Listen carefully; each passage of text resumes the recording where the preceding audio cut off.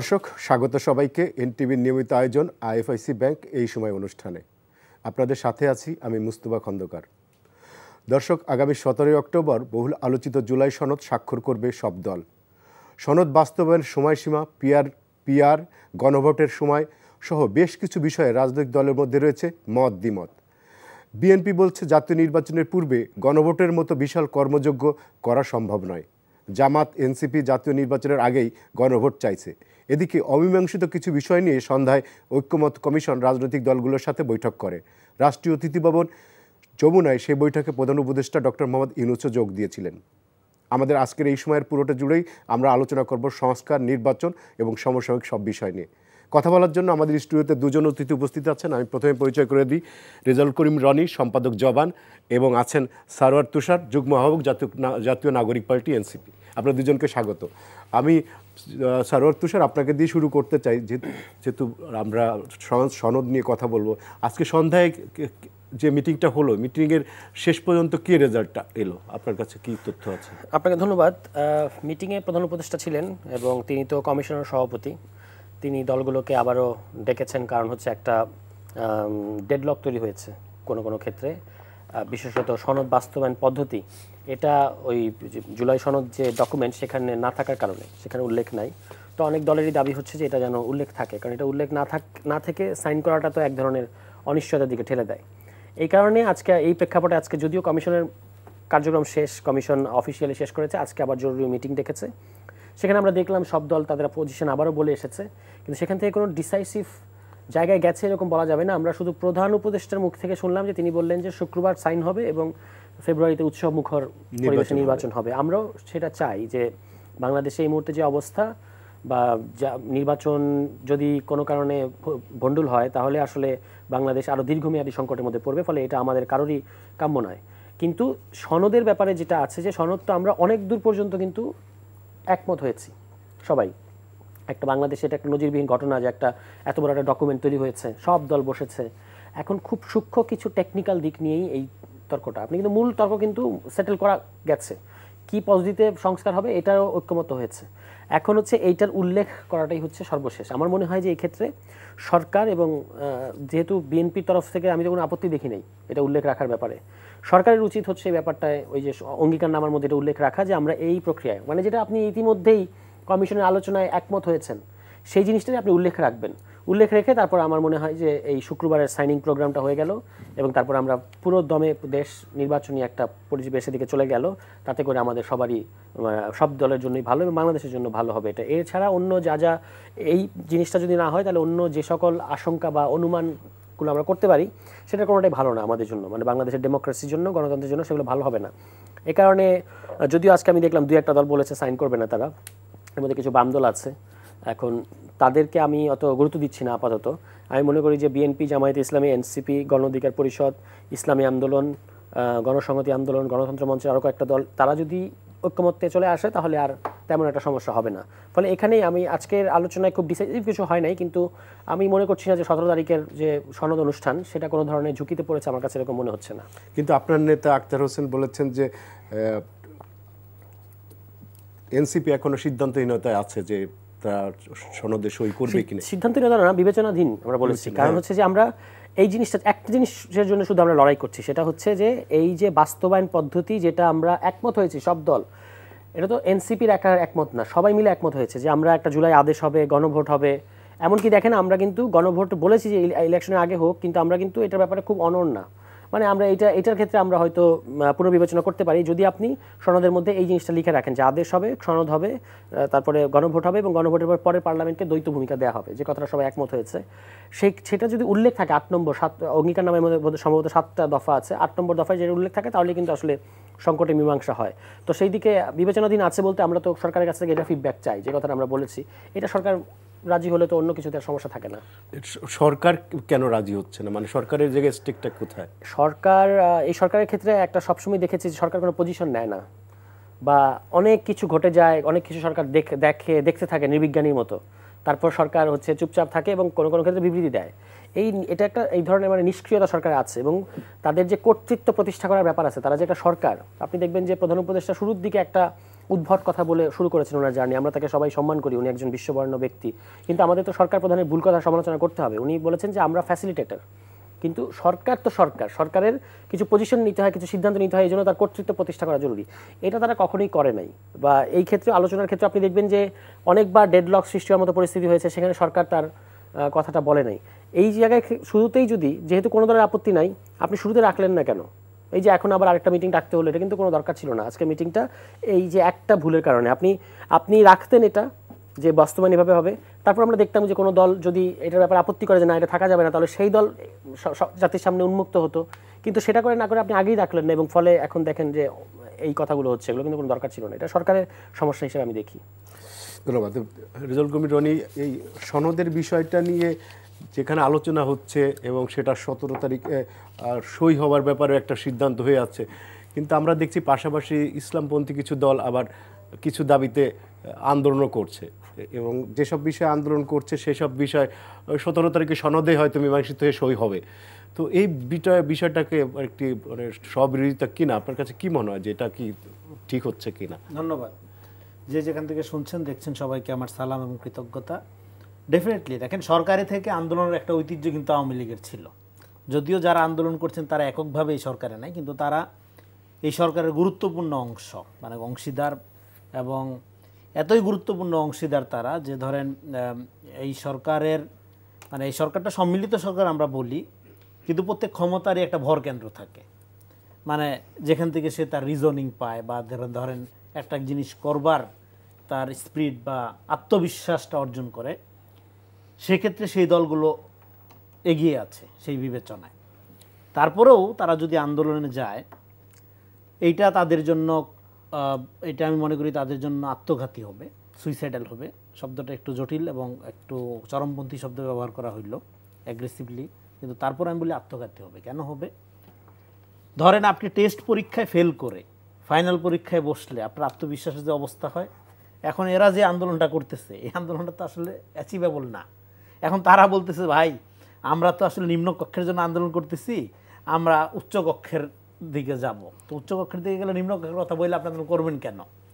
তো জনগণকে আপনি এইভাবে আপনার যে মন্তরে একটা এবং মুখে আর একটা এটা বলেন কেন? মানুষ তো আপনাকে ভালোভাবে নিবে না। তারপরে আজকে আবার তাহের সাহেব বললেন যে আমরা তাওয়া গরম করতেছি। আচ্ছা, আপনি তাওয়া গরম করতেছেন ভালো কথা, তো এই তাওয়া ডিম বা আপনার মাছ কে ভাজবে এটা কি আপনি জানেন? আপনি গরম করতেছেন, দেখা যাবে আরেকজন ভাইজা দিছে, তখন তো আপনি বিপদে পড়ে যাবেন। ফলে আপনি মনে করি যে এটা এই জন্যই বললাম যে আগে বিষয়টা আত্মঘাতী হচ্ছে।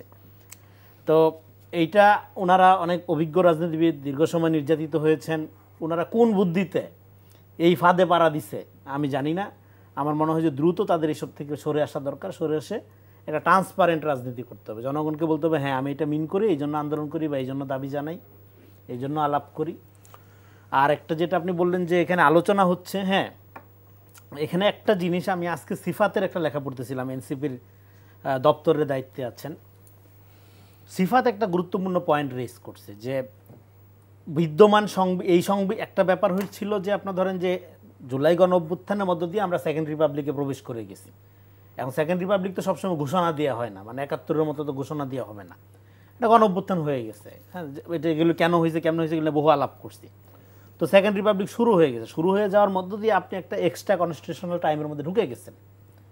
তারপরেও একটা সরকার গঠনের খাতিরে আপনি সরকারের জন্য 106 দিয়ে একটা ধরেন বৈধতা বা রেফারেন্স আপনি আনলেন, আনার মধ্য দিয়ে কোনো রকম একটা আপনি একটা সরকার একটা অন্তর্বর্তীকালীন অবস্থার মধ্যে আপনি আছেন।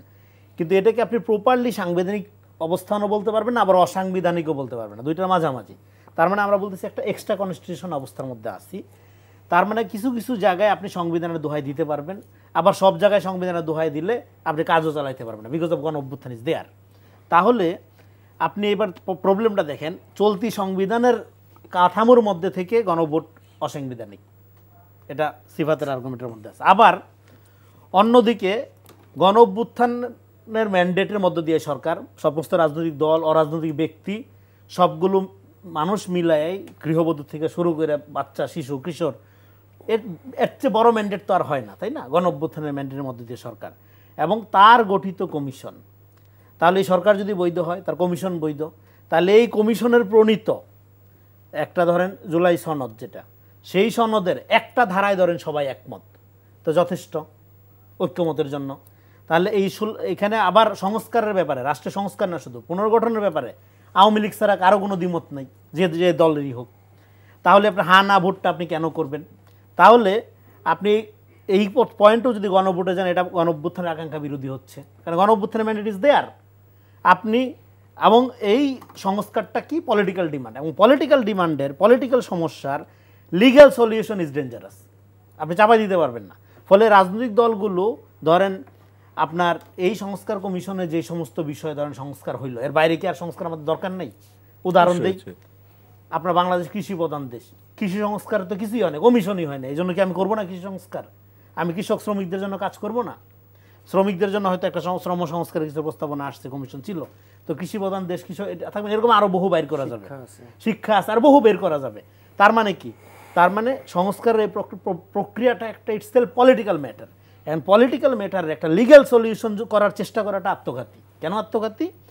এইটা পলিটিক্যাল আপনার আন্ডারস্ট্যান্ডিংয়ের ভিত্তিতে যদি না হয়, এটা আপনি যদি এখন লিগ্যাল করে চাপায়ও দেন, এটা আপনি ওই সরকার আইসা একটা পার্লামেন্টারি জটিলতার মধ্যে, হ্যাঁ সেগুলো নিয়ে পরীক্ষা নিরীক্ষা করি, কনসালটেন্ট নিয়োগ দিয়ে 2টা আনি 3টা 5 বছর 10 বছর এমনি কাটাই দিতে পারবো, কোনো সমস্যা নেই। ফলে আপনি কিন্তু কোনো কিছু বাধ্য করতে পারবেন না লিগ্যালি, পলিটিক্যাল কোনো ফোর্সের উপর, মানে দলগুলোর উইল ফোর্সটাই লাগবে নাকি? এবং উইল ফোর্সটার জন্য এই যে ধরেন অভ্যুত্থানের যে শক্তিটা রাজনৈতিক দল, সেখানে দলীয় স্বার্থের বাইরে এসে জাতীয় স্বার্থের রাজনীতির আলোকে এই দলগুলোর তরফ থেকে, যেটা এখানে আলোচনা করলো তুষার খানিকটা, অ্যাক্টিভলি সরকারেরই উচিত ছিল 80% সংস্কার বাস্তবায়ন করে ফেলা, এমন প্রক্রিয়া বাস্তবায়ন করে ফেলা যে পরবর্তী সরকার এটা ধারাবাহিকতা রক্ষা করতে মানে বাধ্য। এই ইন্টারিম গভর্নমেন্টের উচিত ছিল। হ্যাঁ, 1 বছর অনেক সময়। আপনি ধরেন পুলিশ সংস্কার করে যদি ফেলেন, আপনি যদি ধরেন ব্যুরোক্রেসি সংস্কার করে ফেলেন, আপনি আপনার জুডিশিয়ারি যদি সংস্কার করে ফেলেন, তারপরে বাকি যে সংস্কার, এটা না করলে পরবর্তী সরকারে যারা আসবে তারা দেশ চালাইতে পারবে না। ফলে তখন আর বলতে হবে না যে বাবা তুমি সংস্কার করো বা জুলাই সনদ, হ্যাঁ ভোট না ভোট কিছু, ওগুলো দরকারই পড়বে না। ফলে আপনি মৌলিক কাঠামোর মধ্যে এমন পরিবর্তন ঘটাইতে পারতেন, যেই সংবিধানের কথা ধরেন আমি বাদ দিলাম, সংবিধানের বাইরে যেগুলি বললাম, যে আমি যেগুলো কথা বললাম এগুলো যেন সংবিধান ধরার দরকার নেই, আপনি পরিবর্তন ঘটাইতে পারতেন। ঘটালে তাহলে যেটা হতো, তাহলে বাকি এই জিনিসগুলো, এই বেহুদা তর্কটা, হ্যাঁ আচ্ছা দেশে সংস্কার প্রয়োজন, এটার বিপক্ষে তো কেউ না, সবাই এটার পক্ষে, তাহলে আপনি হ্যাঁ না ভোট দিবেন কিভাবে? আওয়ামী লীগের জন্য যে আচ্ছা জুলাই সংবিধান বা সনদের বিপক্ষে কটা ভোট আসুক, তা আওয়ামী লীগের ভোট আপনার দরকার এই বিষয়ে? তো কেন? অ্যাবসার্ড, কোনো দরকার নেই। এটা এই সরকার বৈধ, সরকারের গঠিত কমিশন বৈধ, এবং কমিশনের প্রস্তাব বৈধ, শুধু দরকার রাজনৈতিক উইল। রাজনৈতিক উইলের ভিত্তিতে এটা আপনি করে ফেলবেন। করে ফেলার মধ্য দিয়ে হ্যাঁ কিছু সমস্যা থাকবে আপনার, সেই সমস্যাগুলো আপনার জনগণ পরিষ্কারভাবে দেখবে, পরিষ্কারভাবে দেখার মধ্যে দিয়ে জনগণ সিদ্ধান্ত নেবে যাচ্ছে এই দল, হ্যাঁ আমরা এটা আশা করছিলাম, এটা করলো না। যেমন ধরেন এই সরকারের কাছেও তো অনেক আশা ছিল, সরকার তো এটা করলো না, এখন কি আপনি সরকারের সবগুলোকে জেলে নেবেন? সারোয়ার তুষার, আমি এবার আপনার কাছে আসতে চাই, সেটা হচ্ছে যে গত পরশু জামাতের শীর্ষ নেতা আব্দুল্লাহ মোহাম্মদ তাহের একটা অভিযোগ করেছেন, এবং অভিযোগটা খুব গুরুতর। উনি বলেছেন যে কোনো উপদেষ্টার কল রেকর্ড, এবং উনি বাংলায় বলেছেন যে কণ্ঠ ওনার কাছে রেকর্ড করা আছে এবং তারা বিভিন্ন ধরনের ষড়যন্ত্রে লিপ্ত। তো এই সময়ে কল রেকর্ড একজন রাজনীতিবিদদের হাতে থাকা, একজন উপদেষ্টাদের, এইটা কিভাবে আপনি দেখছেন? এটাতে এক ধরনের প্রাইভেসি লঙ্ঘন করা। আর তারপরে উনি এই হুমকিটা কেন দিলেন যে উনি প্রয়োজনে তাদের নাম ফাঁস করে দেবেন? কি উপদেষ্টারা কি কোনো ষড়যন্ত্রের সাথে জড়িত? আসলেই ষড়যন্ত্রের সাথে জড়িত কিনা সেটা দ্বিতীয় প্রশ্ন। প্রথম প্রশ্নটা হচ্ছে যে উনি একজন শীর্ষ রাজনীতিবিদ এবং বাংলাদেশ জামায়াতে ইসলামের, মানে বাংলাদেশ এই মুহূর্তে দ্বিতীয় প্রধান বড় দলের উনি একজন শীর্ষ নেতৃত্ব। ফলে উনি যখন এটা বললেন, তখন আমার কাছে প্রথমে প্রশ্ন মনে হলো যে এই কল রেকর্ড কি উনি নিজে করেছেন নাকি উনাকে কেউ পাঠিয়েছে? যদি পাঠিয়ে থাকে, কারা পাঠালো? আর উনি নিজে করে থাকলে, আমি আপনার সাথে একটা কথা বলছি, এটা আপনি আমার অগোচরে যদি রেকর্ড করতে থাকেন, এটা কিন্তু এক ধরনের মানে আস্থাহীনতা তৈরি করে। তো সেটা যেটাই ঘটনা ঘটুক, এটা আসলে ঠিক করেন নাই উনি, বা এই কথাটা উনি বলে দায়িত্বশীল আচরণ বা দায়িত্বশীল স্টেটমেন্ট আমার কাছে মনে হয় নাই। তার চেয়ে হচ্ছে যেটা, আপনি যদি আরও বড় পিকচারটা দেখি পলিটিক্সের, এই সময়ে কেন এই কথাটা তাকে বলতে হচ্ছে? আমরা দেখলাম যে স্থায়ী কমিটির গতকালকে মিটিং ছিল বিএনপির, সেখানেও তারা বললেন যে কিছু কিছু উপদেষ্টার কার্যক্রম সরকারের নিরপেক্ষতাকে ক্ষুণ্ণ করছে। তার মানে উপদেষ্টাদের নিয়ে আলোচনাটা আছে, এবং তার আগে আপনার দলের সেফ এক্সিটের কথা এসেছে। তার মানে এই সব দলগুলো থেকে এই মুহূর্তে উপদেষ্টাদের নিয়ে, এমনিতে তো সব উপদেষ্টাদের সব কার্যক্রম আমরা আসলেও সমর্থন করতে পারি না। কিন্তু এই যে যখন কিনা জুলাই চার্টার এবং জুলাই চার্টারকে আমরা ধরে নিচ্ছি যেটা একটা আমাদের গণতান্ত্রিক উত্তরণের একটা ডকুমেন্ট, এই সময়ে কোনোখানে কি এরকম একটা ব্যাপার আছে যে এইটাকে বার্গেনিং টুল হিসেবে ব্যবহার করছে, যে উপদেষ্টাদেরকে এরকম নিশানা করে তারপর হচ্ছে এই জুলাই চার্টারটা আসলে গণতান্ত্রিক উত্তরণের একটা ডকুমেন্ট না, আসলে এটা হচ্ছে যে আমি ইলেকশন আগে কতটুকু প্রশাসনের নিয়ন্ত্রণ রাখতে পারি, যে আমার কথা শুনতে হবে, আমার এইরকম ব্যাপার থাকতে পারে। তো সে যেটাই হোক, এটা আসলে আমার কাছে ওনার এই বক্তব্যটা, উনি একজন সিনিয়র পলিটিশিয়ান হিসেবে এই বক্তব্যটা দিয়ে একটা খারাপ নজির সৃষ্টি করেছেন। এটা উনি না বললেই ভালো হতো, কারণ এখন যদি উপদেষ্টাদেরকে চাপ দেওয়াটা যদি উদ্দেশ্য হয়, চাপ দিয়ে কোনো একটা কাজ আদায় করা, সেটা কী ধরনের ষড়যন্ত্র? মানে একটা হইতে পারে যে আপনার কথা আমি শুনলাম না, এটা কি ষড়যন্ত্র? আর উনি কী বুঝালেন সেটা আমাদের কাছে কিন্তু পরিষ্কার না, উনাকে এটা পরিষ্কার আরও ক্ল্যারিফাই করা উচিত। আর এই সরকারি উপদেষ্টাদেরও মানে অনেক ক্ষেত্রে যে পক্ষপাত, এটা তো অস্বীকার করা যাবে না, নানা ধরনের পক্ষপাত তাদের মধ্যে আছে, কিন্তু তাদের উচিত হচ্ছে নিরপেক্ষভাবে কাজ করা এবং বোল্ডলি কাজ করা। তারা একটা দেশের ডেমোক্রেটিক ট্রানজিশনের সময় এসেছেন এবং তারা আবার তাদের কাজে ফেরত যাবেন, তার আগে বাংলাদেশকে তারা এরকম একটা গুরুত্বপূর্ণ ঐতিহাসিক সময়ে সার্ভ করতে এসেছেন। ফলে তাদের কোনো ধরনের পিছুটান কিংবা কোনো ধরনের আমি বলবো যে অনৈতিক ডিল এগুলোর মধ্যে থাকা উচিত না। তো এটা তাদের দিক থেকে আমি কোনো রিয়াকশন, আমি অবাক হয়েছি, আমি ভেবেছিলাম কোনো উপদেষ্টা হয়তো এটার ক্ষেত্রে একটু রিয়াকশন দেখাবেন যে এই কথাগুলো কেন বলা হচ্ছে। আসিফ নজরুল বোধ করে একটু কথা বলেছেন, উনি বলেছেন যে রাজনীতিবিদরা যে উপদেষ্টাদের বিরুদ্ধে কথা বলছে, উপদেষ্টারা যদি রাজনীতিবিদদের সাথে কথা বলে তারা কি এটা নিতে পারবে কিনা, এরকম একটা রিয়াকশন দিছে। হ্যাঁ, তো এখন এইরকম পাল্টাপাল্টি কথা, এটা তো আমাদের আগের রাজনীতির সংস্কৃতি। আমরা তো এই সময়ে আমরা দেখে এসেছি যে মোটা দাগে আমরা সব দলের মধ্যে একটা পারস্পরিক শ্রদ্ধা, কিছু কথা চালাচালি হয়েছে, এটা সবসময় হয়, কিন্তু ওভারঅল একটা এখন পর্যন্ত একটা এই উপদেষ্টারা তো ধরেন সব রাজনৈতিক দলের সমর্থনেই তো এই সরকার, সেই রাজনৈতিক দলগুলোকে সেই তাদের নিয়োগকৃত উপদেষ্টাদের সমালোচনা কেন করতে হচ্ছে? যতই নির্বাচন ঘনিয়ে আসছে ততই প্রভাব এবং প্রশাসনিক প্রভাব ইত্যাদি তৈরি করার জন্য রাজনৈতিক দলগুলো এই কথাগুলো বলে থাকে। বিএনপি অলরেডি অভিযোগ করেছে যে কিছু একটা বিশেষ রাজনৈতিক দলের পক্ষে প্রশাসন এবং ভোটের সাথে যারা জড়িত তাদের করা হচ্ছে, ব্যবহার করা হচ্ছে। তো তাহলে কি আমরা কি আগামী ফেব্রুয়ারিতে একটা যে ইলেকশন হবে, এখন কি এই সরকারের যদি এই অবস্থা হয় তাহলে কি শেষ পর্যন্ত আমাদের কি কেয়ারটেকারের দিকে যেতে হবে? না, কেয়ারটেকারের কোনো সুযোগ নেই, এই সরকারের অধীনে নির্বাচন হতে হবে, কারণ কেয়ারটেকার তাহলে সরকারের যে নিরপেক্ষতা যদি প্রতি মুহূর্তে প্রশ্নবিদ্ধ করতে থাকে, যেটা হতে পারে যে আমি যেটা মনে করি সেটা হচ্ছে যে প্রধান উপদেষ্টা ডক্টর মোহাম্মদ ইউনূসের ম্যান্ডেট 3টা: বিচার, সংস্কার এবং নির্বাচন। তাকেই নির্বাচন ডেলিভারি করে দিয়ে দিতে হবে। তিনি যদি মনে করেন যে ইলেকশনের আগে তিনি তার এখন সময় খুব কম, তার উপদেষ্টা পরিষদ পুনর্গঠন করতে চান কোনো 2-1টা, সেটাও হতে হবে খুব রুটিন কাজের জন্য। এখন তো আর উপদেষ্টা এই 1-2 মাসের জন্য কে আসতে যাবে, কেউ আসতে চাইবে না। কিন্তু যদি কাজের জন্য দরকার, আমার অমুক কাজের জন্য ইলেকশনটা ঠিকভাবে করার জন্য অমুককে দরকার, সেটা হতে পারে। কিন্তু এর ছাড়াও বড় ধরনের কোনো রদবদল বা পরিবর্তন কিংবা অন্য কোনো সরকার আমরা যদি সেই ফর্মুলায় যাই তত্ত্বাবধায়ক, এটা আসলে আরও অন্য সংকট তৈরি করবে, যেটা হয়তো সবটা এখনও খোলাসা করে বলার সময় হয় নাই। কিন্তু আমরা মনে করি যে প্রধান উপদেষ্টা ডক্টর মোহাম্মদ ইউনূসের নেতৃত্বেই বা তার অধীনেই এই সুষ্ঠু নির্বাচনটা, এটা ওনার হচ্ছে কাজটা কমপ্লিট করা আর কি, যে উনি যে হিস্টোরিক্যাল টাস্কটা নিয়ে এসছেন সেটা উনি শেষ করবেন। একটা বাংলাদেশকে, যেটা উনি বারবার বলছেন, আজকেও বলেছেন, একটা উৎসব মুখর পরিবেশে আমরা নির্বাচন করতে চাই, এই উৎসব মুখর পরিবেশে নির্বাচনটা ডেলিভার করে তারপর তার আসলে হয়তো বিদায় নিতে হবে। রেজাউল করিম রানী, আপনি জামাত নেতার এই বক্তব্যকে কিভাবে দেখছেন? ইন্টারেস্টিং জায়গায় আলাপটা আসছে। প্রধান তিন দলই এই মুহূর্তে যে উপদেষ্টাদের বিষয়ে বক্তব্য রেখেছেন। তো 3 দলের মধ্যে তাহলে আমরা খুঁজে বাইর করি কে কোন দলের সমর্থক। এনসিপির ধরেন সমর্থক না হলেও অভ্যুত্থানের ছাত্র প্রতিনিধি হিসেবে 2 জন ক্ষমতায় আছেন, ধরে নিলাম তারা এনসিপির। আচ্ছা, তাহলে তাহের সাহেবের বক্তব্য হলে উনি বলেছেন স্পেসিফিকলি 4-5 জন উপদেষ্টা। তাহের সাহেবের আগে কিন্তু শুরু করেছিল এনসিপির নাহিদ ইসলাম এবং সার্জিস, দুজনেই বলছিল। বলতেছি তার মানে আমি উপদেষ্টা পরিষদের মধ্যে খুঁজে বাইর করার চেষ্টা করতেছি তাহলে কোন দলের পাল্লা ভারী। হ্যাঁ, 2 জন হইলো ছাত্র উপদেষ্টা, ধরে নিলাম 2 জন এনসিপির। তাহলে জামাতের কজন বের করি, বিএনপির কজন বের করি, কীভাবে বের করবো? তাহের সাহেবের বক্তব্য দিয়ে বের করা যায়। তাহের সাহেব বলছেন 4-5 জন উপদেষ্টা একটি বিশেষ দলের হয়ে কাজ করছেন বা কথা বলছেন বা বিশেষ দলের প্রতি অনুগত। তাহলে এই 4-5 জন একটি বিশেষ দল মানে হলো এনটি জামাত, তার মানে বিএনপির। না, সেটা আপনি বিএনপি কেন ধরছেন? এনসিপি তো হইতে পারে না। এনসিপি 2 জন তো বাদ দিয়ে রাখলাম আগে, আমি তো হিসাব বাইর করতেছি আপনার। তাহলে হলো মাত্র 4-5 জন বিএনপির। তাহলে বড় সংখ্যাটা রইল কারা? যে অংশটাই 4-5 জন বাইরে যারা যাদের নিয়ে জামাতের আপত্তি নাই আর কি। হ্যাঁ, ওই একটি বিশেষ দলের প্রতি ঝোঁকা না, যে 4-5 জনের বাইরের অংশটা, তাহলে ওইটা জামাত, তাহলে জামাত। সূত্র তো তাই বলে, আপনি তো বাইর করতে হবে কোনোভাবে, তাই না? অঙ্ক, আমি অঙ্কে কাঁচা, তারপর এই অঙ্ক তো সহজ। আচ্ছা, তার মানে এই সরকারের মোটা দাগে বড় অংশে 90% নিয়ন্ত্রণ তো জামাতের। তাহলে এই দেশ চালাইতেছে কে আনঅফিসিয়ালি? মানে সব দলেরই সমর্থন আছে, আমরা তো বলছি এখন দেশে কোনো বিরোধী দল নাই, সবই আধা সরকারি দল, কিন্তু তারপরেও সরকারের ভর কেন্দ্র যদি আপনি খুঁজতে চান সেটা তো জামাত। আপনি বড় বড় নিয়োগগুলোতে দেখেন, আপনি বড় বড় পোস্টগুলোতে দেখেন, আপনি জামাত ডেফিনেটলি। হ্যাঁ, সেখানে সব যে দলীয় জামাত তা না, যে জামাতের কর্মী ওরকম তা না, সেখানে অনেক জামাত মাইন্ডেড বা জামাত মোরাল সাপোর্ট আছে, মোরাল সাপোর্ট বা এক ধরনের আন্ডারস্ট্যান্ডিং। হ্যাঁ, হইতে পারে সে বামপন্থী আর পুরানা ব্যাকগ্রাউন্ড তার বামপন্থী, কিন্তু অসুবিধা নেই, তার পলিটিক্যাল অ্যালাই হিসাবে কোনো না কোনোভাবে জামাতের সাথে আন্ডারস্ট্যান্ডিংয়ের ভিত্তিতে তারা কাজ করছে, এটা বোঝা যায় প্রশাসনে। তাহলে এই অবস্থায় থাকার পরে, হ্যাঁ, আপনি যেটা বলছেন নির্বাচন নিরপেক্ষ হওয়া ডিফিকাল্ট, জামাত তো চেষ্টা করবে ক্ষমতায় যাইতে, কারণ এইটা ইতিহাসের সুবর্ণ সুযোগ তার জন্য। প্রথম কথা হলো নির্বাচন না হলে সবচেয়ে লাভকার যারা এখন ক্ষমতা এনজয় করতেছে তাদের।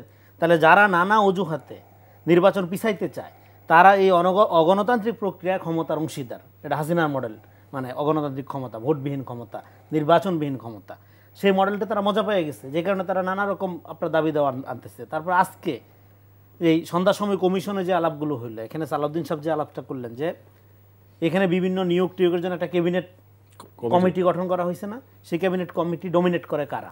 সেই কমিটিতে অন্য মতাদর্শের চিন্তার লোক নাই যে তা না, সেটা আমি বলছি, সেটা বলে মিথ্যা বলা হবে, কিন্তু ডমিনেট করে কারা? মূলত সবচেয়ে বেশি প্রভাবশালী কারা? ডেফিনেটলি জামাত। কিন্তু কথা হইলো জামাতের সরাসরি দলীয় কেউ নাই, জামাত হইলো সব নিরপেক্ষ জামাত। আওয়ামী লীগের আমলে একটা লোক সাংবাদিক, একটা লোক শিক্ষক, কিন্তু ডিফেন্ড করতে আওয়ামী লীগকে। কিন্তু যখন আপনি বলতে যাচ্ছেন যে আপনি কিন্তু দলীয় লোক, বলতো না, কে বলছে আমি দলীয় লোক? আমি শিক্ষক, আমি সাংবাদিক, কিন্তু আসলে ডিফেন্ড করতে আওয়ামী লীগ। একই মডেল।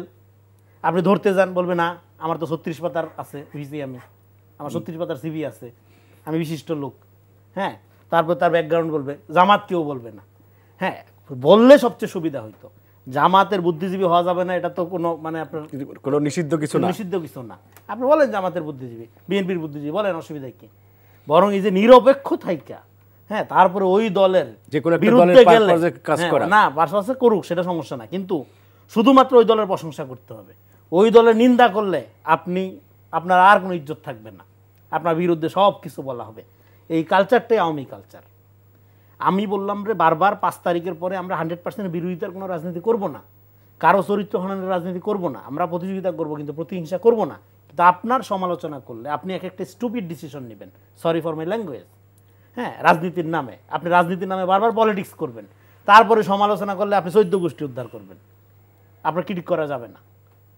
আপনি যারে তারে ধৈর্য নেন, আপনার লোক আপনার পক্ষেই বলবে, কারণ কি? আপনি মনে করেন আপনি সবচেয়ে সেরা, আপনি মনে করেন আপনি সবচেয়ে কৌশলবাজ, এই জন্য আপনার একটা বুদ্ধিমান লোক মানেই আপনার থাকবে। ঠিক আওয়ামী লীগ যেরকম মনে করতো, একটা লোক জ্ঞানী, অসাম্প্রদায়িক, মুক্তিযুদ্ধের চেতনা বিশ্বাসী, সে আওয়ামী লীগ না হয়ে যায়ই না, সে ধৈর্যই নিত, না হইলে তাকে আউট করে দিত। একইভাবে এখন আপনার রাজনৈতিক লাইনের মধ্যে না গেলে আপনি সেই লোকটাকে আর কোনোভাবেই গ্রহণ করছেন না, সেই লোকের কোনো ক্রেডিবিলিটি রাখছেন। এটাকে আপনি জামাত প্রসঙ্গে বলছেন? জি, অবশ্যই জামাত প্রসঙ্গে বলছি। আমাদের শ্রদ্ধেয় এবং সবচেয়ে মেধাবী এবং সবচেয়ে উন্নত, হ্যাঁ, এবং সবচেয়ে কৌশলী দলটি, এবং যার কৌশল এমন, সে হইল কৌশলে 20 কদম আগায় 40 কদম পিছায়।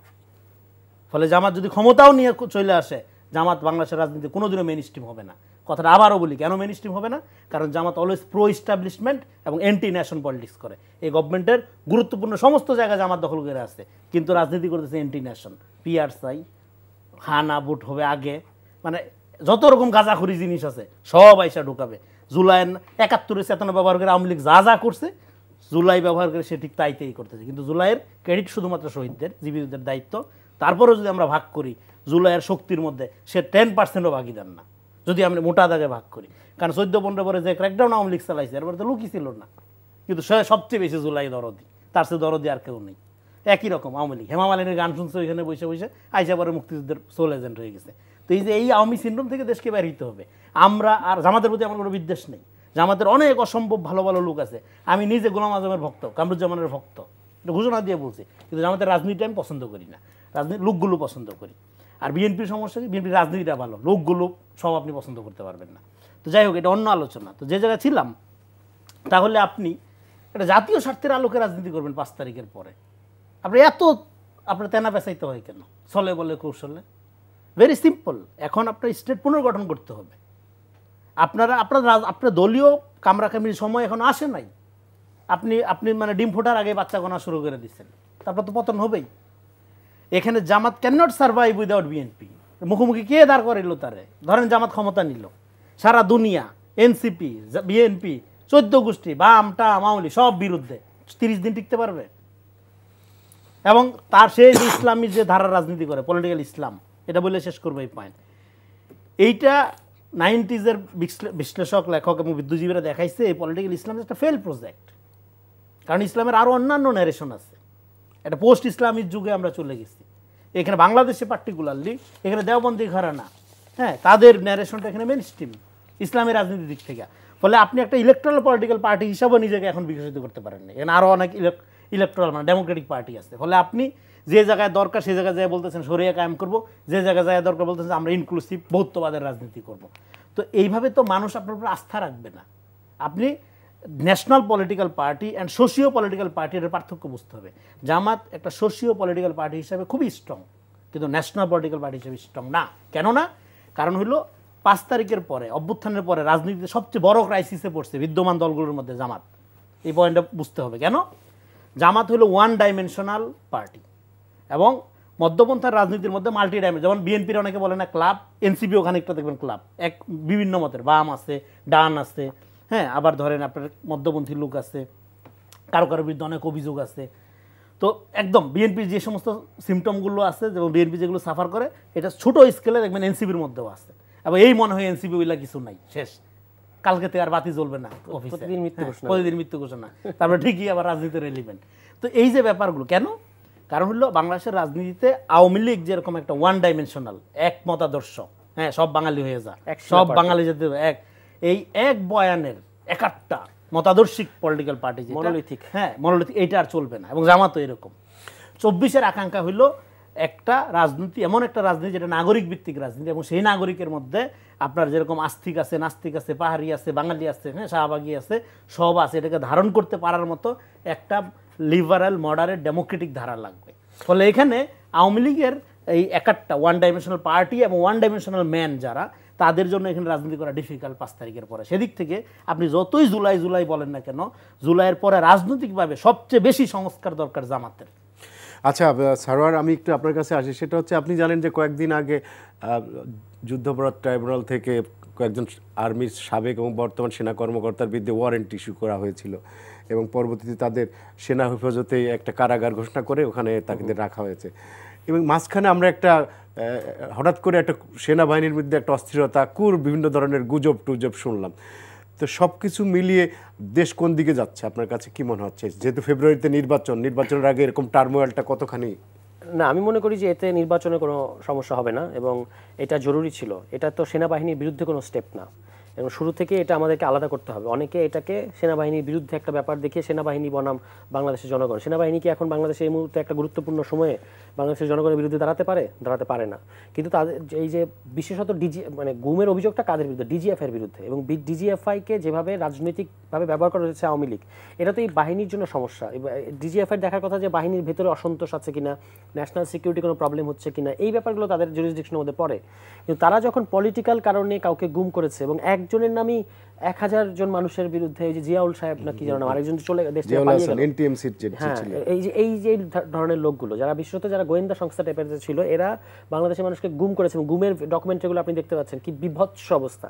বাংলাদেশ আপনি যত সংবিধান সংস্কার করেন, যাই করেন, যদি এই গুমের মতো ভয়াবহ মানবতা বিরোধী অপরাধের যারা ক্রিমিনাল তাদেরকে আমরা যদি অ্যাকাউন্টেবল করতে না পারি, বাংলাদেশের কোনোদিন ইনসাফ কায়েম হবে না। ফলে এটা ইনসাফের স্বার্থে এই অফিসারদেরকে আলাদা করা উচিত। এবং আমি মনে করি সেনাবাহিনী যেহেতু এটা তারা যে প্রিজন অ্যাক্ট যেটা আছে আমাদের, সেই প্রিজন অ্যাক্টে কিন্তু কোথায় আপনি কোনটাকে কারাগার ঘোষণা করছেন, যে কোনো জায়গাকে কারাগার ঘোষণা করতে পারবে সাময়িকভাবে, এটা এই অধিকার আছে। ফলে এটা নিয়ে আমি মূল সংকট দেখি না। কিন্তু যেটা প্রসিকিউশন থেকে বলা হয়েছে যে তাদেরকে আদালতে আনতে হবে, আদালত সিদ্ধান্ত দেবে যে তারা কি কারাগারে থাকবে না কোথায় থাকবে, এটা অবশ্যই মান্য করা উচিত। এবং এই পুরো প্রক্রিয়ায় যেটা অ্যাডজুটেন্ট জেনারেল সাহেব বলেছেন যে আমরা ইনসাফের পক্ষে থাকতে চাই, আমি বিশ্বাস করি যে সেনাবাহিনী ইনসাফের পক্ষে থাকবে, এবং এই ক্রিমিনালদেরকে যারা এর মধ্যে যারা ক্রিমিনাল তাদেরকে ট্রায়ালের ক্ষেত্রে মানে তারা সহযোগিতা করবে এবং সহযোগিতা করার মধ্যে দিয়ে এই বাহিনীটাকে যতটুকু টেইন্ট করার চেষ্টা করা হয়েছে, কলঙ্কিত করার চেষ্টা করা হয়েছে, সেটা থেকে বাংলাদেশ মুক্তি পাবে।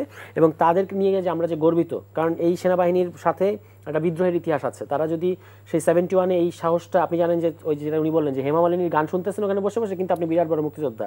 ওই সময় তো ওই সার্ভিং মেজররা জিয়াউর রহমান কিংবা অন্যান্য যারা আছেন তাদের মধ্যে খালেদ মোশাররফ, তারা তো একটা, যদি আওয়ামী লীগ যে নেগোসিয়েশন করতে চাচ্ছিল ওই নেগোসিয়েশনে যদি ফেরত যেত তাহলে তাদের তো কোর্ট মার্শাল, তাদের তো নিশ্চিত ফাঁসি, নিশ্চিত মৃত্যু, এটা জেনে তো তারা রিস্ক নিয়েছেন। ফলে আমি বলতে চাই যে অন্যান্য কনভেনশনাল আর্মির সাথে বাংলাদেশের আর্মি একটা কনভেনশনাল আর্মি হলো, এই পার্থক্যটা, এই ইতিহাসটা বাংলাদেশের আর্মি সবসময় ক্যারি করে। এবং যেহেতু তারা ক্যারি করে, তারা কোনোদিনই, আপনি দেখবেন যে বাংলাদেশের জনগণের পালসের বিরুদ্ধে কিছু সময় সামরিক শাসন ইত্যাদি ঘটেছে, কিন্তু এগুলো থেকে তাদের শিক্ষা আছে। তারা কিন্তু এখন আর এই মানে পলিটিক্যাল অ্যাফেয়ার্সে ঢুকতে চায় না, ঠিক আছে, বাহিনীর ভেতরে মেজর অংশ। ফলে আমি মনে করি যে কোনো উচ্চাভিলাষী অংশ যদি কু কিংবা এই ধরনের কোনো কিছু চেষ্টাও করে, সেনাবাহিনী থেকে ওভারঅল সাপোর্ট পাবে না এবং এটা সফল হবে না। কারণ সর্বশেষ 111-এর পরে তারা নানা সময় বলে, হয়তো প্রকাশ্যে তারা বলতে পারে না, কিন্তু তারা বলে যে আমরা এই পলিটিক্যাল অ্যাফেয়ার্সে ঢুকতে চাই না, আমরা চাই যে আমাদেরকে প্রফেশনাল অফিসারদের মতো কাজ করতে বা প্রফেশনাল বাহিনীর মতো কাজ করতে দেওয়া হোক। তো সেইটাকে তারা আপহোল্ড করবে, আমি এটা বিশ্বাস করি। এবং সেই আপহোল্ড করার ক্ষেত্রে এই যে যারা বাংলাদেশের মানুষকে শুধুমাত্র ভিন্ন মতাবলম্বী রাজনৈতিক দলের নেতাকর্মীদেরকে মানে আপনার এরকম আয়নাঘর বানানো, এটা শাস্তি দিতে হবে। এটা শাস্তি দিলে তাহলে ভবিষ্যতে এই ধরনের সম্ভাবনা নাকচ হয়ে যাবে। এবং আমি আজকে দেখলাম এই আপনার এখানে বসে থাকতে থাকতেই যে জাতিসংঘের যে মানবাধিকার সংস্থা যে ভলকার তুর্ক, উনি কিন্তু এটা নিয়ে একটা মানে স্টেটমেন্ট দিয়েছেন। সেখানে তিনি বলেছেন যে এটা অ্যাকাউন্টেবিলিটির সাথে জড়িত এবং বাংলাদেশ যে তাদেরকে ট্রায়ালের মুখোমুখি করছে এটাকে আমরা সমর্থন করি। ফলে এটা আমাদের জন্য জরুরি। কিন্তু এখানে অবশ্যই যারা সেনাবাহিনীকে উস্কানি দিতে চায় তাদেরকে কন্টেইন করতে হবে আমাদের, এবং তাদেরকে চিহ্নিত করতে হবে যেটা this is nothing against the whole institution, এটা হচ্ছে ওই কতিপয় অফিসারদের সাথে। এবং তারা সেনাবাহিনী হিসেবেও কিন্তু এই কাজটা করে না, তারা এটা ডিজিএফআই এর হয়ে করেছে এবং র্যাব এইসব অন্যান্য গোয়েন্দা সংস্থা। ফলে তাদের ওইটাকে যদি আমরা আলাদা করতে পারি, বাহিনী এবং ইনস্টিটিউশন এবং ব্যক্তি আলাদা, তাহলে কিন্তু আর এই যে বাহিনীর বিরুদ্ধে যে আমাদেরকে একটা রাজনীতিকে তৈরি করার চেষ্টা করা হচ্ছে সেটা তখন হবে না। আজকে বিএনপির স্থায়ী কমিটির সদস্য সালাউদ্দিন সাহেব উনি কিন্তু একটা গুরুত্বপূর্ণ কথা বলেছেন এই যে আজকের যে সন্ধ্যার বৈঠকে। তিনি বলেছেন যে সরকারের সাথে প্রতিরক্ষা বাহিনীর যেন মুখোমুখি অবস্থান তৈরি না হয়, এটা আমাদের কারোরই কাম্য না। প্রতিরক্ষা বাহিনী এবং বাংলাদেশ এই মুহূর্তে যে ধরনের ভূরাজনৈতিক পরিস্থিতির মধ্যে আছে, একটা নাজুক এবং মানে অনিশ্চিত একটা পরিস্থিতির মধ্যে আছে, সেখানে তাদের ভূমিকা খুবই গুরুত্বপূর্ণ। ফলে আমরা চাই যে তারা বাংলাদেশের ডেমোক্রেটিক ট্রানজিশনে সহায়তা করবে এবং রাজনীতিতে তাদের যে সমস্ত অফিসার, অ্যাম্বিশাস অফিসাররা অতীতে এই আওয়ামী লীগের পাল্লায় পড়ে মানে হস্তক্ষেপ করেছে, সেটা এবার বন্ধ হবে এবং সেটা তাদের জন্য যেমন ভালো, বাংলাদেশের আপামর জনগণের জন্য ভালো। রনি, আমরা দেখছি যে বিভিন্ন রকমের সংস্কার নিয়ে কথা আছে, কিন্তু মিলিটারি সংস্কারের বিষয়ে কারোর কোনো দাবি নেই কিংবা কোনো তাগিদও দেখি না। কিন্তু এই বাহিনীর কি সংস্কার দরকার আছে বলে মনে করেন? অবশ্যই সংস্কার দরকার আছে। আপনার 15 বছরে সমস্ত কিছু নষ্ট হয়ে গেছে। সেনাবাহিনী কি ভালো রাখছে আপনার হাসিনা? রাখে নাই তো। কিন্তু আপনার এখানে যে আলোচনাটা আসলো গুরুত্বপূর্ণ, সেটা আমরা দেখতে হবে যে এখানে এই অভ্যুত্থানে সেনাবাহিনী তো পার্ট, এটা ছাত্র জনতা সেনাবাহিনীও তো আপনার অংশীদার। ফলে অভ্যুত্থানের শক্তি হিসেবে গণতান্ত্রিক দেশ পুনর্গঠনের ক্ষেত্রে সেনাবাহিনীর ভূমিকাটা অগ্রগণ্য থাকতে হবে। এটা অন্য ঐতিহাসিক আলোচনা এখানে আসছে, তুষারের আলোচনা, অতীতের ভূমিকা। এবং ডেফিনেটলি এই সেনাবাহিনী বাংলাদেশ জাতিরাষ্ট্র গঠনের প্রধান নিয়ামক আকারে হাজির হয়েছে। এটা অন্যান্য দেশের মতো না যে জনগণের বুকের উপর ভোটের পাড়া দেয়।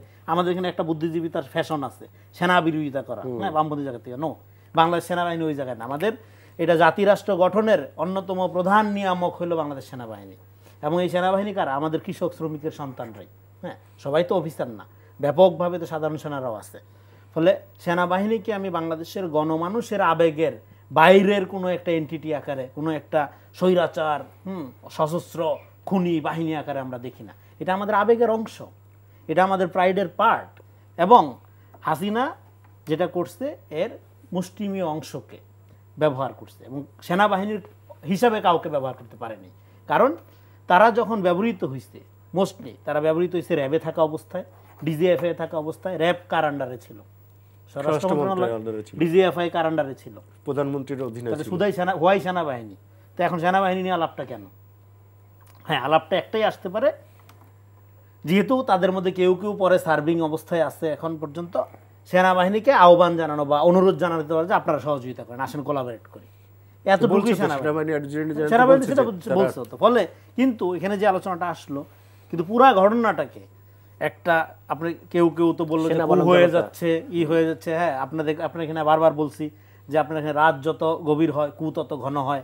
হ্যাঁ, তো তারপর দেখা গেল যে গভীর রাতে প্রচুর কুকুর রাস্তায় হেউ কেউ করতেছে। হ্যাঁ, মানুষ তো দেখা গেল না। যাই হোক, তো ফলে এই যে আপনার আলোচনাগুলো আসা হয়, এই আলোচনার মধ্য দিয়ে তারা একটা উত্তেজনা ছড়াইতে পছন্দ করে যে এই বুঝি হ্যাঁ ক্যান্টনমেন্ট থেকে ট্যাঙ্ক কামান বহর নিয়ে বের হয়ে যাচ্ছি হচ্ছে।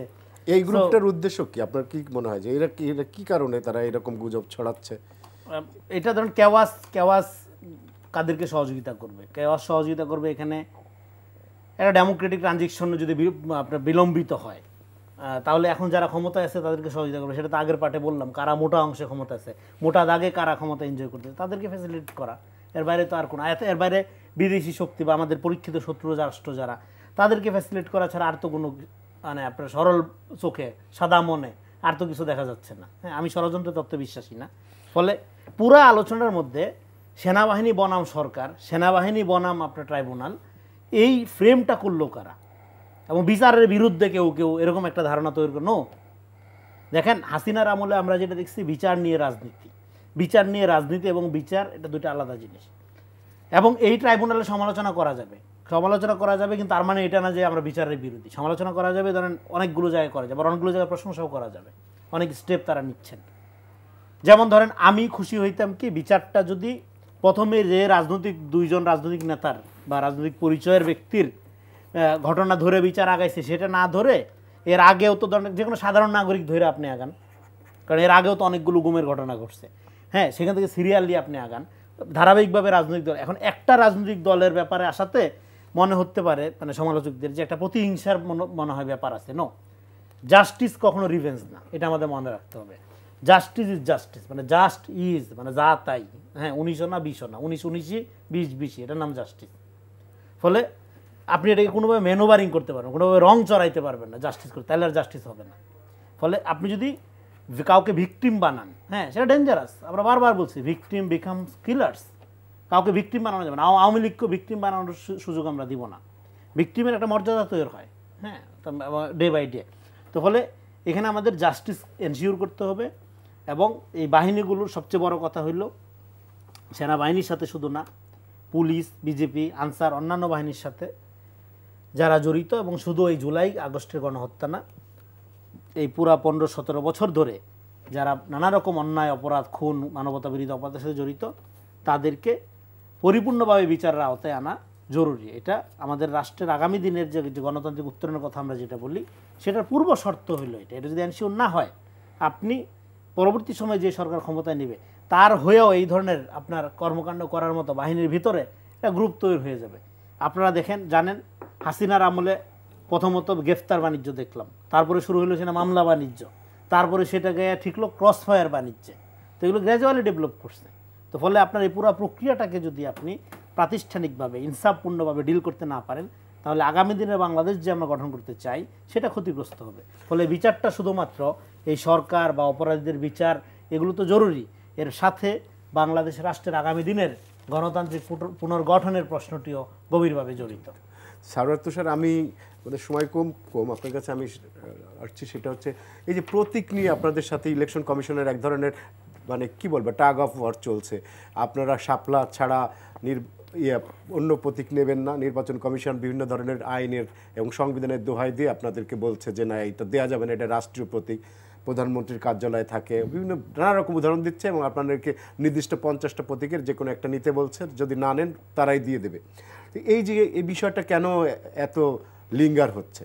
আচ্ছা, হ্যাঁ, এই প্রসঙ্গে আগে আমি একটা শুধু মন্তব্য করি। এমনিতে সেনা শাসন এগুলো কোনোদিনই ভালো না, কিন্তু আপনি দেখবেন বাংলাদেশের ইতিহাসটা সবসময় আপনি কনভেনশনাল উপায়ে মেলাতে পারবেন না যে এখানে একজন উর্দিপরা শাসক তিনি বাংলাদেশের ডেমোক্রেসির দিকে নিয়ে এসেছেন বাকশালের পরে, দ্যাট ইজ জিয়াউর রহমান সাহেব। এবং তিনি নিজে উর্দি ছেড়েছেন। এটা খেয়াল করতে হবে যে তিনি বহুদলীয় গণতন্ত্রের দিকে নিয়ে এসেছেন, এটা আমার মনে হলো যে বলে রাখা উচিত। শাপলা নিয়ে আমাদের সাথে কমিশন যেটা করছে এইটা আমি বলবো যে নজিরবিহীন, এবং তারা তাদের সংবিধিবদ্ধ প্রতিষ্ঠানের মতো করে আচরণ করছে না। সর্বশেষ গতকালকে তারা যেটা বললেন যে এরা যদি প্রতীক না বলে তাহলে আমরা একটা প্রতীক দিয়ে দেবো, মানে আপনি আমাদেরকে চাপিয়ে দিবেন এটা প্রতীক। এবং এইটা যদি আজকে তারা করে, কালকে তারা আরেক দলকে বলবে যে তোমার এই প্রতীক দিয়ে না, আমরা তোমাকে এই প্রতীক দিলাম, এরকম তারা করতে থাকবে। তারা যে কথাগুলো শুরুতে বলেছে আপনি দেখবেন কোনো একটা কনসিস্টেন্ট কথা তারা বলেনি কেন দেওয়া যাবে না। শুরুতে তারা বলেছে জাতীয় প্রতীক তাই দেওয়া যাবে না, আমরা দেখিয়েছি এটা কেন জাতীয় প্রতীক না, একদম আইনি ব্যাখ্যা, সাংবিধানিক ব্যাখ্যা, লিখিত সব এগুলো এভিডেন্স আছে। এরপর তারা ওখান থেকে সরে আসলো, যখন দেখলো যে এটা বলে সুবিধা করা যাচ্ছে না, তখন তারা বলা শুরু করলো নাগরিক ঐক্য এটা আগে চেয়েছে, সুতরাং এটা দেওয়া যাবে না। এখন নাগরিক ঐক্যের কেসটা কিন্তু সলভড, নাগরিক ঐক্যকে তারা দেয় নাই, নাগরিক ঐক্য অন্য একটা মার্কা নিয়েছে এবং ওই কেস ক্লোজড। আমরা কিন্তু শাপলাকে নিয়ে চেঞ্জ করছি এবং শাপলাকে কেন আমাদেরকে দিতে হবে এই ডিবেটটা বা এই যুক্তিতর্কটা আমরা তৈরি করছি। তারপরে যখন নাগরিক ঐক্যের সভাপতি বর্ষিয়ান রাজনীতিবিদ মান্না সাহেব যখন বললেন যে আমি মামলা করব না যদি এরকম ইয়ে হয়, তখন কিন্তু এইটাও দেখানো শেষ। এবার তারা বলা শুরু করেছে যে ব্যাখ্যা দিব না, কেন দিব না এটা ব্যাখ্যা, কেন দিচ্ছি না এটা ব্যাখ্যা দেওয়া যাবে না, প্রয়োজন মনে করছি না, এই ধরনের কথা বলছে। কিন্তু নির্বাচন কমিশন সচিব যেটা বলছে যে তাদের তফসিল অনুযায়ী 50টা প্রতীক আছে, তার মধ্যে থেকে আপনাদেরকে চুজ করতে হবে, শাপলা যেহেতু নাই আপনাদেরকে এই জায়গায় না। এখন এখানে তাদের সাথে তো আমাদের আলোচনার একটা ডেভেলপমেন্ট আছে। তারা কিন্তু আমাদেরকে তাদের খসড়াটা দেখিয়েছিল, সেখানে শাপলা ছিল। শাপলা দেখার পর কিন্তু আমরা শাপলার আবেদন, যখন আমরা নিবন্ধন নিলাম তখন আমরা আবেদন করেছি। এরপর তারা কোনো একটা রহস্যজনক কারণে এটা তফসিল অন্তর্ভুক্ত করে, মানে তাদের যে ওই যে আপনার তালিকা সেখানে অন্তর্ভুক্ত করে নাই। মানে নির্বাচন পরিচালনা বিধি 2008 যখন তারা সংশোধন করছে, সংশোধন করার আগে কিন্তু তারা খসড়ায় কিন্তু শাপলা ছিল এবং এটা থাকবে জেনেই কিন্তু আমরা আবেদনটা করলাম। করার পরে তারা হচ্ছে এটাকে অন্তর্ভুক্ত করলো না। ফলে এই যে এখন যে তারা যে যুক্তিটা দিচ্ছে যে এটা তো আমাদের ইয়ের মধ্যে তালিকার মধ্যে নাই, এটা তো নাই, তো আপনারা ইচ্ছা করে কাজটা করেছেন যেন আমাদেরকে না দেওয়া হয়। কিন্তু এবং অ্যাটর্নি জেনারেলের মন্তব্য আপনি খেয়াল করেছেন, তিনি কিন্তু এই খালেদ মহিউদ্দিনের শোতে বলেছেন যে অন্তর্ভুক্ত নাই মানে অন্তর্ভুক্ত করা যাবে না, ব্যাপারটা একেবারে সেরকম না, চাইলে অন্তর্ভুক্ত করা যাবে, অন্তর্ভুক্ত করে তারপর তারা এটা চাইলে দিতে পারে, এটা সম্পূর্ণ তাদের এই এখতিয়ার আছে। কিন্তু তারা এখন কোনো একটা কারণে দিতে চাচ্ছে না, আবার নিজেদের অবস্থানটাও তারা ঘোষণা করবে, মানে প্রকাশ করবে না বা ব্যাখ্যা করবে না যে কেন দিতে চাচ্ছে না। এটা তো আমাদের কাছে মনে হচ্ছে। কিন্তু অন দ্য আদার হ্যান্ড আপনি দেখবেন একই সময় রহস্যজনক কিছু ঘটনা ঘটছে। নির্বাচন কমিশনের সামনে কি ড্রাইভার অ্যাসোসিয়েশন সামথিং, যাদের সাথে নির্বাচন প্রতীক এগুলোর কোনো সম্পর্ক নাই, তারা এনসিপিকে শাপলা যেন না দেওয়া হয় এই জন্য আবেদন জানাচ্ছে কমিশনকে। আবার আরেকটা কি দল, বাংলাদেশ কংগ্রেস না কি একটা দল, যারা 2024 সালে ভুয়া নির্বাচনে অংশ নিয়েছে, তারা এখন শাপলা আবেদন করছে। ফলে এগুলো ঘটনা হচ্ছে বলে মনে হচ্ছে এবং এখানে নির্বাচন কমিশনের সংশ্লিষ্টতা থাকার যথেষ্ট সন্দেহ করার যথেষ্ট কারণ আছে। এবং মনে হচ্ছে যে তারা কি এখন প্রশ্ন করাটা অমূলক হবে না যে তারা কি ফ্যাসিবাদী আওয়ামী লীগের সাথে, যে এনসিপি দল হিসেবে বিকশিত হোক, একটা সুন্দর মার্কা, ভালো মার্কা পাক, ফর্মিডেবল মার্কা পাক, এটা পাইলে কাদের সমস্যা হবে? আওয়ামী লীগের সমস্যা হবে। তাহলে তারা কি কোনোভাবে আওয়ামী লীগের সাথে আঘাত করছে কিনা এই প্রশ্ন সামনে হয়তো আসবে। রেজাল কবির রানী, 1 মিনিটে আপনি যদি কিছু বলেন এই মানে নির্বাচন কমিশনের ভূমিকাটাকে আপনি কিভাবে দেখছেন? নির্বাচন কমিশনের ভূমিকা ডেফিনেটলি প্রথম সবচেয়ে আপত্তিকর ভূমিকা হলো যে তারা যখন বললো আমরা ব্যাখ্যা দিব না। দেখেন, তথ্য জানার অধিকার যে কোনো নাগরিক, শুধু এনসিপি না, রাজনৈতিক দল হিসাবে না, একটা নাগরিক হিসাবেও আমি যদি সরকারি একটা, যদি যেটা রাষ্ট্রের গোপনীয়তার বিষয় আসের বাইরে হয়, হ্যাঁ, নিরাপত্তা সার্বভৌমত্বের বাইরে হয়, আমি যদি জানতে চাই নিয়ম অনুযায়ী উনি আমাকে জানাইতে বাধ্য, এটা নিয়মের মধ্যেই আছে। তো এখন ব্যাখ্যা দিব না আমি, এটা তো হইতে পারে না। তো আমি মনে করি যে নির্বাচন কমিশন এটা ডেফিনেটলি একটা গুরুত্বপূর্ণ প্রতিষ্ঠান, আমাদের সাংবিধানিক প্রতিষ্ঠান। কিন্তু যে কোনো প্রতিষ্ঠান বা যে কোনো ক্ষমতারই লেজিটিমেসি, বৈধতা তৈরি হয় ট্রান্সপারেন্সির মধ্য দিয়ে, স্বচ্ছতার মধ্য দিয়ে। ফলে নির্বাচন কমিশন যদি একটা এনসিপির এই আপনার চাওয়া প্রতীক, হ্যাঁ, এই শাপলা ইস্যু, এই ইস্যুতে যদি স্বচ্ছতার প্রমাণ রাখতে না পারে, আগামী নির্বাচনে যদি ধৈর্য নেই তারা খুব সুন্দর ভালো নির্বাচন করবে, সেক্ষেত্রে তাদের প্রতি ওই আস্থাটা তো থাকবে না, মানুষের একটা অনাস্থা নিয়েই আমাদের এই পথে আগাইতে হবে, সেটা খুব দুঃখজনক হবে। আরেকটা হলো এনসিপির জন্য শাপলাটা কেন ম্যান্ডেটরি হয়ে উঠছে। ম্যান্ডেটরি হয়ে উঠছে এটা শুধুমাত্র এনসিপি রাজনৈতিক বা দল হিসাবে পরে ডিসিশন নিচ্ছে এটা না। এই যে তারা কয়েক মাস আগে একটা গণপদযাত্রা করলো না, সেখানে মানে তাদের আবেদনের প্রেক্ষিতেই হোক বা তাদের নেতাকর্মীদের কারণেই হোক বা জনতার উচ্ছ্বাসের কারণেই হোক, সাধারণ মানুষ কিন্তু এনসিপির মার্কা শাপলা এটা ধরে নিয়েই অনেকে শাপলা প্রতীকের প্লে কার্ড নিয়ে এখানে জয়েন করছে। ফলে এইটা কিভাবে হলো? এটা হয়েছে কোনো না কোনোভাবে, তারা ধরে নিচ্ছে আচ্ছা শাপলা আমাদের পছন্দের মার্কা, এটা আমরা আবেদন করবো, পেয়ে যাব। কিন্তু এটার মধ্যে যে এত পলিটিক্স আছে, রাজনীতি না মানে পলিটিক্স, হ্যাঁ, রাজনীতি বাদ দিয়ে পলিটিক্সে ঢুকে যাবে, এত কুটোচাল ঢুকে যাবে, এটা তারা হয়তো মনে করেন ট্রিক্স ঢুকে যাবে। তো ফলে এটা জনগণের মধ্যে ধরেন এক ধরনের আকাঙ্ক্ষাও তৈরি হয়েছে। ফলে এনসিপির দিক থেকে যদি এটা প্রোটেক্ট করতে না পারে, মানে সেটা 10 জন হোক আমি মনে করি, তো সেই 10 জনের আকাঙ্ক্ষাটা প্রোটেক্ট করার দায়িত্বটা তো রাজনৈতিক দল হিসাবে তার। ফলে তাকে তো একটু এটার জন্য ফাইট করতেই হবে এবং এখানে ফাইট করাটা তার জন্য জরুরি এবং এটা ফাইটে তার উইন করা ছাড়া আর তো অপশন নাই। আমাদের হাতে আর সময় নেই। সারওয়ার তুষার এবং রেজাল কবির রনি, আপনাদের দুজনকে ধন্যবাদ আমাদেরকে সময় দেওয়ার জন্য। দর্শক, আজ এখানে শেষ করছি। আমাদের এই অনুষ্ঠানটি পুনরায় দেখতে ভিজিট করুন এনটিভির অনলাইন www.ntvbd.com-এ। সবাই ভালো থাকবেন, সুস্থ থাকবেন, শুভরাত্রি সবাইকে। ধন্যবাদ।